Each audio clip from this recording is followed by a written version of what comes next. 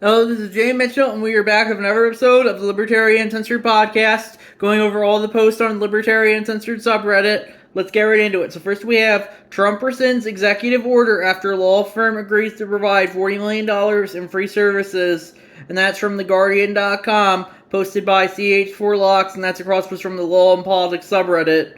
And yeah, ultimately, if the government wants to justify doing anything, it can ultimately do so since it has a monopoly on force. If they promised 40 million to a law firm, but then rescind their offer, that's ultimately sometimes you just have to suck it up, I guess. People break contracts all the time, but the people Reddit only seems to care when the orange man does so. And yeah, I personally don't care for breaking contracts after they've been signed, but sometimes, people will justify what they justify, and there's nothing you can do about it. Next, we have Libertarians. The only thing you can do is fire this guy. I'm ashamed of my party.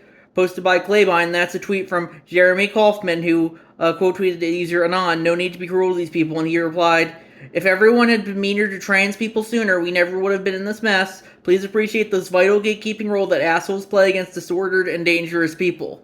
And yeah, I personally think, if Kaufman is the current, he just got elected as the current secretary of the Libertarian Party of New Hampshire. But if he wants to, if he, he does have a lot of edgy posts that could be considered racist or transphobic on social media. But I think the Libertarian position is, if he wants to do those, he should be able to. That's what freedom of speech is. Freedom of speech isn't just for speech you agree with; it's for speech you disagree with as well. And if the people did want to want to kick him out, ultimately, he and his friends seem to be in control of the state's Libertarian Party at the moment, but, sometimes there's nothing you can do about it, so that's my thoughts on that issue. Then we have your opinion on this, posted by Donald G, and that's a cross post from the inflation subreddit, and that looks like a tweet from Really America, tweeted breaking in an unbelievable moment. Trump's agricultural secretary, Brooke Rollins, tries to gaslight the Fox News audience by saying Americans knew they were voting for higher prices under Trump's tariffs when they elected him. That is a blatant lie. And I'd agree with that. That's very much a lie, because, the tariffs, they may be well intentioned, but, they definitely are going to hurt the consumer most of all, because, it's about the free market. People want a the free market will deliver goods on the cheap on the as cheapest as can be. But when you have tariffs, it costs more because they have to pay a tax on imported goods, and sometimes the imported goods are cheaper. That's not to say that they're better, but people will generally go for whatever's cheapest. And I do think tariffs are well intentioned, encouraging people to buy local, but people oftentimes want to buy foreign goods, and sometimes there's nothing you can do about it. And yeah, so that's my thoughts on that issue. I personally am against tariffs, but ultimately the government has a monopoly on force, so if it wants to justify them, there's sometimes nothing you can do about them.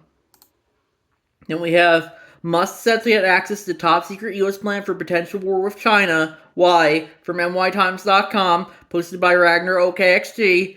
And yeah, if as I said, as I always say, the government can only justify whatever it justifies. If the president wants to give top secret access to a private citizen, they should be able to do so. Ultimately, that's a lot of what life is. It's who has the ability to justify what, and who is in what position. So sometimes you might not like it, but that's the way life is, and you just have to cope with it.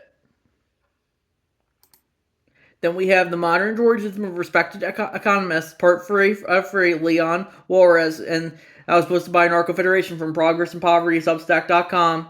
And they said, alongside Carl Menger and William Stanley Jevons, the French economist Marie Esprit Leon Juarez was a founding father of the marginalist revolution. The late 19th century development of marginalism by these free economists marked the transition from classical economics to modern neoclassical economics. Among them, Walras is perhaps most appreciated in the modern day. As historian of economic thought Mark Blood puts it, whereas Jevons and Menger are now regarded as historical landmarks, rarely read purely for their own sake, but no appreciation of Walras's monumental achievement has grown so markedly since the 1930s that he now may be the most widely read 19th century economist after Ricardo and Marx. And yeah, as I said in my previous episodes, I personally think all taxation is theft if you don't consent to it. But I do think that the land value tax or Georgism, if we do have to have one tax, I personally wouldn't like it, but I do think that's probably the most justified one. Then we have Donald Trump administration sued over shuttering of VOA, is closing VOA, halting freedom of speech, or returning it to the center. And let's see, and that was posted by General Carlos Q17, and that's from thehill.com. And they added, Republicans have argued that VOA spreads left-wing propaganda and they should be defunded. Trump selected Lake, a former Arizona gubernatorial candidate, to lead the news agency. Later, Lake, a former TV anchor, has been the acting senior advisor at USAGM. And yeah, I personally think you shouldn't have government-funded media at all. If people shouldn't be forced to pay for things they don't want to, and but you already have tons of private media. I don't know why we need public media as well. It's interesting how a lot of people say, Trump and his propaganda network are the worst. And then I'm like, well, you should be for him shutting down VOA and other state-run media then. And they're like, no, it must be good since he's against it. And that just goes to show you, people don't really have any values other than whatever the in-group wants and whatever the out-group wants. And since Donald Trump's out-group, since he wants this VOA shut down, it must be good. Even though it's, as I would agree, that it's a left-wing propaganda machine mostly and it is also used, to undermine countries that the U.S. is against. Like, that they use stuff like VOA to push to astroturf revolutions in places like Ukraine or Georgia or Iran, places like those. So that's my thoughts on that issue. Then we have judge releases video of himself disassembling guns and chambers and defending its court ruling from CBSNews.com, posted by FlimsyOut5563. And yeah, I personally think, sometimes the court rulings aren't going to go your way, but if you want to justify, doing something like this, you should be able to. I personally think it's more on the cringy side, but, justify doing whatever you feel like. Next, we have Trump floats sending Americans to foreign prisons from search.app, posted by Van Corgan. And yeah, ultimately, I personally don't think people should be sent to foreign prisons without due process, but ultimately the government has a monopoly on force and it can justify doing whatever it wants to.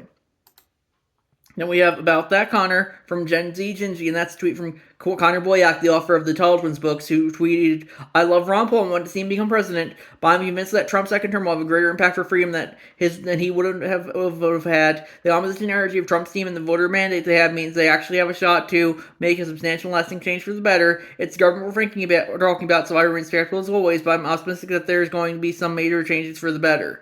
And yeah, I personally think Connor's being a little over-optimistic there, I would say. I definitely don't think Trump's second term is going to have a greater impact for freedom than a Ron Paul term would have. But regardless, Trump has impressed me so far in this term, I might be because the first term set the bar really low in regards to libertarianism, but I do think, it's probably been the most libertarian term of the century so far, arguably. In regards to the presidency. And, Trump isn't perfect. I disagree with some stuff like the deportations without due process or, the culture war legislation. But, I do think, and I don't really care for his spazzy, unhinged character, but, you do have to take wins where you can get them. And I do think Trump has given the libertarian movement some wins, even if I don't agree with every single action he does. And that's my thoughts on that issue.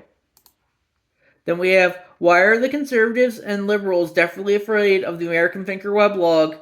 And that's a self-post from General Carlos Q17, who said, "I've been following this weblog for a very long time.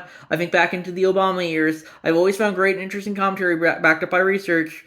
I have always found whenever we post a link from this weblog, many on the right and the left go absolutely nuts and will do everything they can to discredit the news source. Personally, I find a lot of common sense in this weblog. I just find it amazing everybody screaming about their free speech is trying to silence all others they cannot contend with, this weblog being one of those." And I'd agree with that. I'm personally not too big a fan of the American Thinker blog, but I definitely would agree with that last part. Everyone says, "Oh, freedom of speech," but then they wanna silence any speech that goes against the official narrative whatsoever. And yeah, it just goes to show you a lot of people are hypocritical when it comes to stuff like that. They don't want free speech; they want free speech for themselves, but no one else. And yeah, that's very much modern Reddit for you. Reddit censored dissent for years, and they didn't care. But the second they can't circle jerk their favorite killer anymore without getting a warning for it, suddenly it's literally 1984.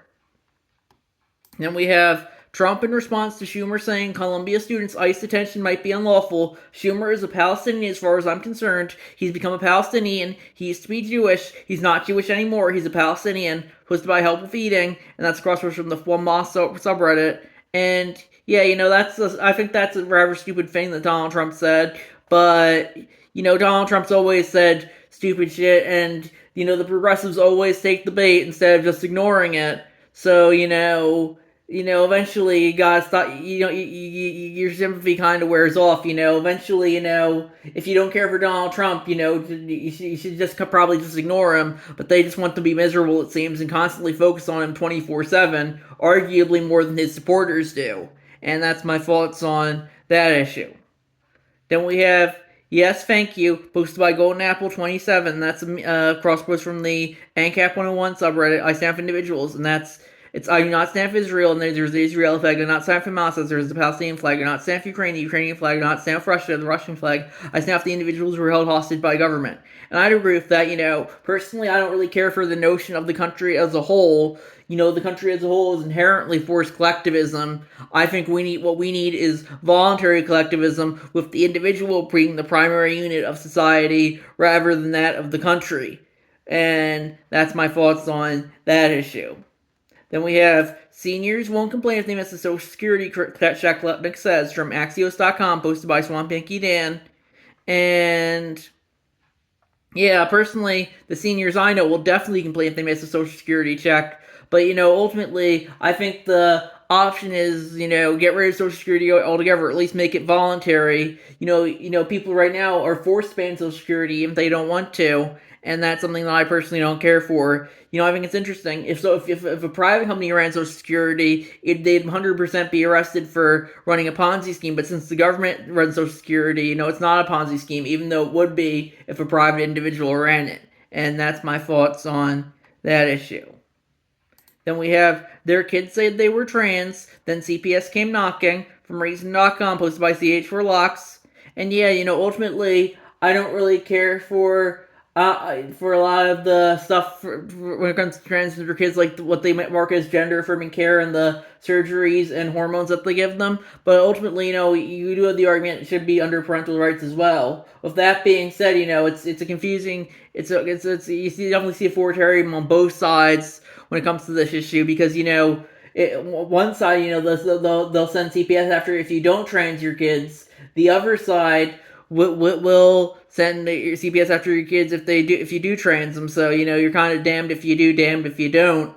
And ultimately, it just shows you that being a parent is kind of an inherently authoritarian thing. If it were up to me, we just throw the children in the woods, hope they learn to survive out there on their own. Because right now, if parents, you have all this. What constitutes parents' rights and what constitutes child abuse, and to a lot of people, that there's a very fine line between those two things. So that's my thoughts on that issue. Then we have My Job is to Keep the Left Pro-Israel, Chuck Schumer, from Donald Key, and that's crossed from the Self-Aware subreddit, and that's a tweet from Eli Clifton. My job with Chuck Schumer told Brett Stevens is to keep the left pro-Israel. The job of U.S. Senators is maintaining support for a foreign country with its left-wing constituents. And I would agree with that. I personally think, it just goes to show you how the Israelis in a town chock full of lobbies like Washington, the Israeli lobbies is probably the most powerful. They're pretty much all in the pockets of IPAC, and sometimes there's nothing you can do about it. Increasingly, U.S. legislation is not made in the House or the Senate, but the Knesset, and that's not something I particularly care for. But it looks like a lot of younger people these days are turning against it and becoming more pro-Palestine, or at the very least more anti-Israel. So I think that's a step in the right direction. And that's my thoughts on that issue. Then we have Give Me Liberty or Give Me Death turns 250. Here's what it meant in 1775. Put from mynorthwest.com, posted by General Carlos T17. And they said, do people truly understand what this still means today? The phrase was reportedly first used 250 years ago, Sunday by lawyer and legislator Patrick Henry to persuade Virginia colonists to prepare for war against an increasingly punitive Great Britain just weeks before the American Revolution. And yeah, I personally do think, we need more Give Me Liberty, Give Me Death out there. But, people these days are kind of apathetic, they might, some of the more radical ones might burn down like a Tesla, but most people these days are just too busy on jerking themselves off on social media to really change anything. And that just goes to show you how I'm glad social media is a recent invention, because if it was around throughout history, the American Revolution, Civil War, and the World Wars probably wouldn't have happened. The people have just spent all their time jerking themselves off on social media instead. Then we have must suspend accounts of Turkey opposition candidates and X from Politico.eu, posted by Donald Key. And yeah, I personally don't really care for that, but Reddit censors tons of content as well that goes against the official narrative, but this subreddit would never complain. They only complain since Elon Musk is a member of the out-group rather than the in-group. Then we have Grieving Husband says reckless Texas abortion law led to pregnant wife's death, and that's an archive link to CBS News. And yeah, I personally don't really. I'm more on the pro-choice side, but ultimately the government has a monopoly on force, going to justify whatever it feels like. And if the government wants to enforce a harsh abortion law, that's on them. Also, but you also have to remember, maybe whenever there's an abortion, whenever there's a story like this from Texas, you have to wonder what the narrative is. Maybe the people could have saved the pregnant wife, but chose not to and throw it to the media and decided to throw it to the media instead, because so you don't know for sure. But regardless, it just goes to show you how people will always circle jerk whatever the narrative is, even because they can't do anything. It's a lot of people, their brains can't help but just can't think that the doctors could have ever been in the wrong. No, it always has to be the Republican legislators, since they're the out group rather than the in group. And that just goes to show you how these days you really can't go against the official narrative without people coming after you for it. And yeah, that's my thoughts on that issue. I don't know about this case, but I know a previous one. They said, oh, the pregnant woman died because of the abortion law, even though the sepsis was probably more likely to kill her, and she would have gotten that even if she wasn't pregnant. And that's my thoughts on that issue. And I think we're gonna let's see if there's nothing news. We're gonna wrap up there. I'll see you guys in the next episode. Bye.